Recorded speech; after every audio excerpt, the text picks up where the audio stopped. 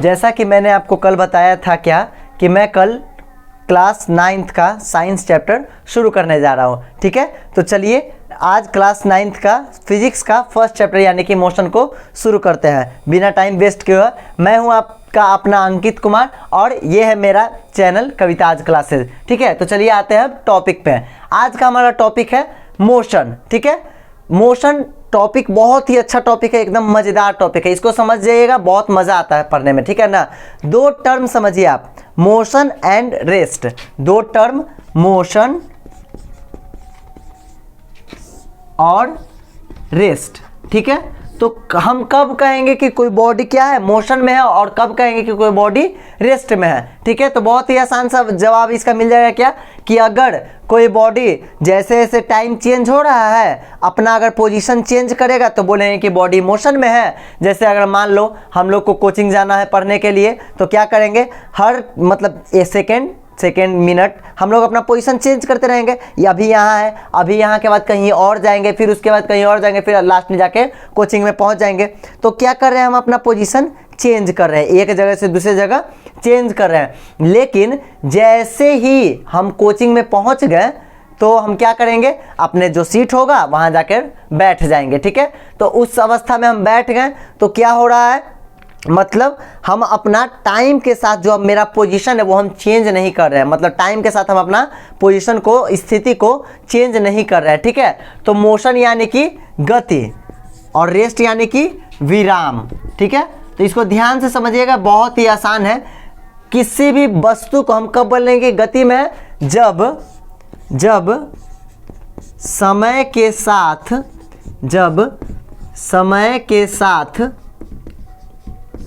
वस्तु की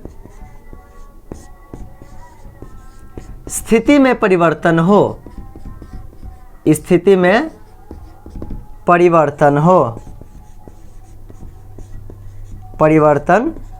हो, उसको क्या बोलेंगे, गति। यानी कि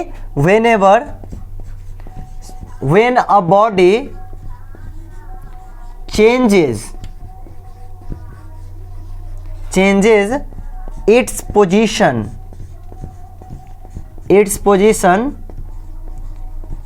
with respect to time, okay, तो then it is called the body is in motion। मतलब whenever a body, जब कोई बॉडी टाइम के साथ अपना पोजीशन चेंज करेगा तो बोलेंगे बॉडी मोशन में है, और जब समय के साथ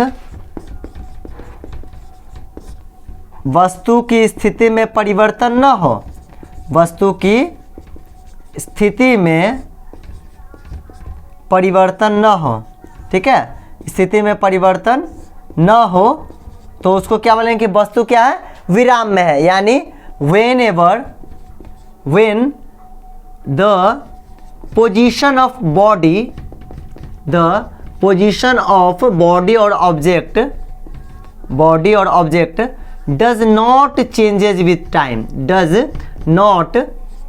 changes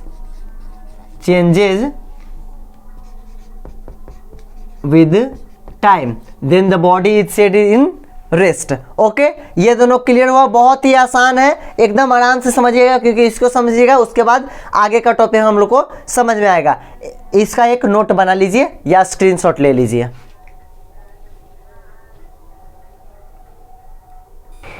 चलिए, तो अब एक बहुत ही इंपॉर्टेंट यहाँ पे सवाल आता है, क्या मोशन और रेस्ट में रिलेशन क्या है। तो देखिए, मोशन और रेस्ट क्या है, एक दूसरे के रिलेटिव से, आपेक्षिक, मतलब एक दूसरे पे डिपेंड करते हैं। ठीक है ना, एक बात जान लीजिए, अगर आप फिजिक्स पढ़ रहे हैं तो इसमें रिलेटिव वर्ड हर वक्त आएगा। रिलेटिव या रिस्पेक्ट, मतलब कोई भी चीज़ आप किसके रिस्पेक्ट में ले रहे हैं। ठीक है, कोई भी चीज़ आप किसके रिस्पेक्ट में ले रहे हैं, हर एक चीज़। जैसे अगर हम बोले कि वो चल रहा है, लेकिन किसके रिस्पेक्ट में चल रहा है, या वो रुका हुआ है तो किसके रिस्पेक्ट में रुका हुआ है। तो एक बात ध्यान दीजिए, यहाँ पे मोशन और रेस्ट क्या है, एक दूसरे के रिलेटिव है, अगर एक होगा तो दूसरा भी होगा। जैसे, बहुत ही आसान है, जैसे अब मैं आपको समझाता हूँ। मान लीजिए आप सवेरे सवेरे घर में सोए हुए हो, एकदम आराम से, एकदम इत्मीनान से सोए हुए हो। ठीक है, तब तक सोते रहोगे जब तक पीछे से एक लात न पड़े। ठीक है, जब आएगी मम्मी सवेरे सवेरे या पापा एक लात पीछे से कस के देंगे तब आप मोशन में आ जाओगे। ध्यान दीजिएगा, अभी आप रेस्ट में थे लेकिन अब तुरंत मोशन में चले आए, तो क्या हो यहाँ पे रेस्ट आकर हुआ। जैसे ही रेस्ट से पोजीशन चेंज हुआ तो आदमी इंसान किस में आ गया, मोशन में आ गया। और बहुत तरह तरह के आप एग्जांपल्स देख सकते हैं, ठीक है ना।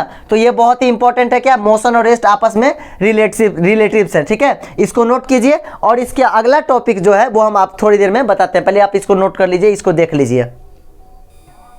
तो चलिए अब हम आगे बढ़ते हैं। अब हमारा अगला टॉपिक क्या है, टाइप्स ऑफ मोशन, मतलब गति के प्रकार। गति कितने तरह का होता है, ऐसे तो बहुत ही है लेकिन हम लोग को 4 पढ़ना है, ठीक है। तो नंबर 1 है रैखिक गति। रैखिक गति जिसको लीनियर मोशन बोलते हैं, ये बहुत ही आसान है। रैखिक मतलब एक रेखा में, जब कोई सीधी रेखा में गमन करे, एकदम सीधे, ठीक है, तो उसको क्या बोलेंगे, रैखिक गति मतलब लीनियर मोशन। जैसे हम स्ट्रेट लाइन पे रोड पे एकदम सीधे चल रहे हैं, ठीक है, एकदम सीधे चल रहे हैं, तो उसको क्या बोलेंगे, रैखिक गति। नाम से स्पष्ट है क्या, इसको रैखिक गति भी बोलते हैं, एक रैखिक गति भी बोलते हैं, ठीक है ना।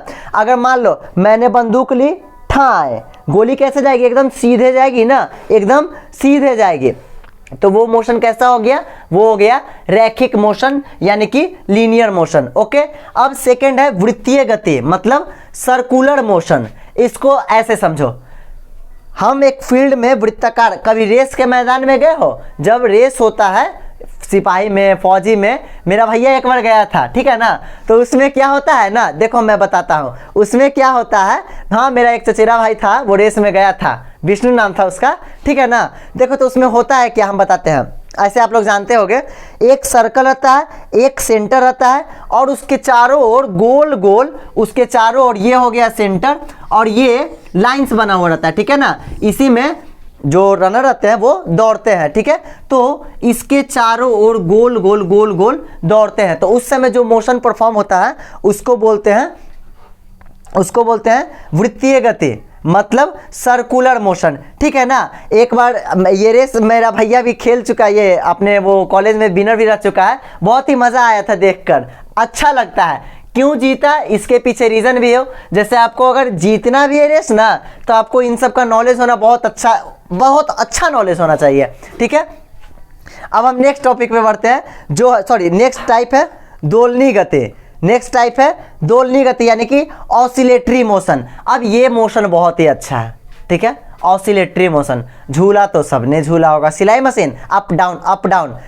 हाँ, 3 इडियट्स मूवी किसको याद है, आमिर खान का आंसर, वो मशीन पे पेन की नीब से लेकर पैंट की जिप तक एक बार में up down up down up down. तो वहां पे क्या हो रहा था, ऑसिलेटरी मोशन हो रहा था, मतलब दोलनी गति परफॉर्म क्या कर रहा था। जो चेन था पैंट का, वो एक बार ऊपर जा रहा था, नीचे आ रहा था, ऊपर जा रहा था, नीचे आ रहा था। तो ऑसिलेटरी मोशन उसको बोलेंगे जो टू और फ्रो मोशन परफॉर्म करे, मतलब आगे पीछे, ओके, आगे पीछे। जैसे झूले की गति, तो उसको बोलेंगे ऑसिलेटरी मोशन, मतलब दोलनी गति। झूले की गति हो गया, मतलब, और ये स्विंग मशीन हो गया, सिलाई मशीन, ठीक है ना। तो ये सब इसका एग्जाम्पल हो गया। अब आते हैं पीरियोडिक मोशन पे, जो बहुत ही मज़ेदार है, ठीक है। पीरियोडिक मोशन मतलब आवर्त गति। अब देखो इसको समझो क्या होता है, ये आगे पीछे, ये भी आगे पीछे तो होगा, लेकिन इसमें एक एक्सटर्नल है क्या, इसमें जो होगा ना, वो जो मोशन होगा एक निश्चित अंतराल के बाद बार बार रिपीट होगा। जैसे कि एक कीड़ा है, क्लास 10th 11th में ये पढ़ना है एनसीईआरटी में, ठीक है। जैसे कि एक बच्चा है, वो यहाँ से यहाँ गया, फिर यहाँ आया, फिर इतनी ही हाइट पे उतना ही टाइम में गया, फिर इतनी ही हाइट में नीचे आया, फिर गया, फिर आया, ओके, ठीक है ना। तो इसमें क्या हो रहा है, पीरियोडिक मोशन हो रहा है, मतलब जब कोई बॉडी अपने मोशन को एक निश्चित समय अंतराल के बाद, एक फिक्स टाइम इंटरवल के बाद बार बार रिपीट करे अपने पाथ को, तब उस तरह के मोशन को बोलते हैं पीरियोडिक मोशन, मतलब आवर्त गति, ठीक है। चलिए एकदम इसको एक बार फिर से अच्छे से समझ लिए। लीनियर मोशन मतलब रैखिक गति, सीधा, जैसे रोड एकदम सीधा रोड है, पीछे से कुत्ता छोड़ दें तो क्या होगा, आप एकदम सीधे भागोगे, इधर से दीवार है इधर से दीवार है तो क्या करोगे, इधर भागो तो काट लेगा, इधर भागो तो काट लेगा, एकदम सीधे भागोगे, ठीक है। सेकंड है वृत्तीय गति, मतलब सर्कुलर मोशन, सर्कल वाला, यानी कि सर्कुलर पाथ में, जैसे कि हम लोग का जो अर्थ है वो सन के चारों ओर यही मोशन परफॉर्म, ऐसे तो नहीं करता लेकिन अभी मानो कि यही मोशन परफॉर्म करता है, ठीक है ना। दोलनी गति, to and fro. Periodic motion, यानी कि एक निश्चित टाइम इंटरवल के बाद जो अपना पाथ रिपीट करे, ठीक है। तो आज के लेक्चर में बस इतना ही, ठीक है ना। इसको एकदम बढ़िया से समझ लीजिए। कल एक बहुत ही इंपॉर्टेंट इसका जो नेक्स्ट टॉपिक है वो मैं शुरू करने जा रहा हूं, जो है हम लोगों का क्या, आप लोग जानते ही होंगे, चाल, दूरी, समय, विस्थापन, वेग, ये सब, ओके। यानी कि speed, time, displacement, distance, acceleration, velocity, सब कुछ होगा कल एकदम पूरा बढ़िया से। न्यूमेरिकल्स, सारों का सारा काइनेमेटिकल इक्वेशन का प्रूफ होगा, ठीक है, एकदम बढ़िया से किया जाएगा। तो आप लोग इस वीडियो को देखिए, अगर आपको अच्छा लगे तो लाइक, शेयर और सब्सक्राइब कर दीजिएगा, ठीक है। चलिए अब मिलते हैं कल।